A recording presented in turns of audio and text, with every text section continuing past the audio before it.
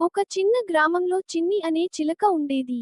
ఆ చిలక చిన్నదే కానీ చాలా తెలివైనది. ప్రతి ఉదయం చెట్టు మీద కూర్చుని పాటలు పాడటం, పక్షులతో ఆడటం, పిల్లలతో మాట్లాడటం, ఇవన్నీ చిన్నికి చాలా ఇష్టమైనవి.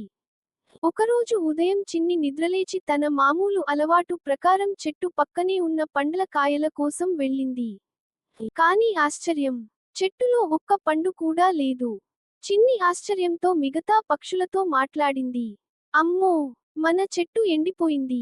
ఇప్పుడు మనం తిండి కోసం ఎక్కడికి వెళ్ళాలి? అందరూ పక్షులు చర్చించుకొని, తిండి కోసం కొత్త తోట వెతకాలని నిర్ణయించాయి. చిన్ని ముందుగా వెళ్లి చూసి రావాలని అంగీకరించింది. ఆమె దూరంగా ఉన్న ఒక తోట దిశగా ఎగిరింది. చిన్ని ప్రయాణం మొదలెట్టింది. మార్గంలో వాన పడి నలిగిపోయింది. అయితే చిన్ని ఆగలేదు. ఒక చిన్న నీటి ఊరులో ఆగి 4 నీళ్లు తాగి, రెక్కలు తుడుచుకుని మళ్లీ బయలుదేరింది. చిన్ని ఎట్టకేలకు ఒక పెద్ద తోటను కనిపెట్టింది. ఆ తోటలో మామిడి పండ్లు, జామ పండ్లు, సపోటాలు, ఎన్నో పండ్లు ఉన్నాయి. చిన్ని ఆనందంతో అక్కడే కొన్ని పండ్లు తింది.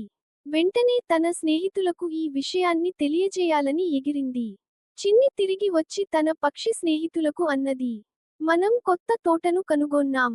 అక్కడ మామిడ్లు, జామ పండ్లు చాలా ఉన్నాయి. మనమందరం వెళ్ళొద్దాం. అందరూ పక్షులు ఆనందంతో ఆమెతో పాటు ఎగిరాయి. ఆ తోట చేరాక వాటికి తిండి కోసం పోటీ కాదు, ఎందుకంటే అక్కడ ప్రతి ఒక్కరికీ సరిపడా పండ్లు ఉన్నాయి. చిన్ని పేరు అంతా మారిపోయింది. ఇప్పుడు ఆ పక్షుల రాజ్యంలో ఆమెను చిన్ని రాణి అని పిలిచేవారు. ఆమె తెలివితేటలు, ధైర్యం వల్ల అందరికీ తిండి దొరకింది. అప్పటి నుంచి ప్రతి పక్షి తన వంతు బాధ్యతను తీసుకొని, వనాలను కాపాడాలని నిర్ణయించుకుంది.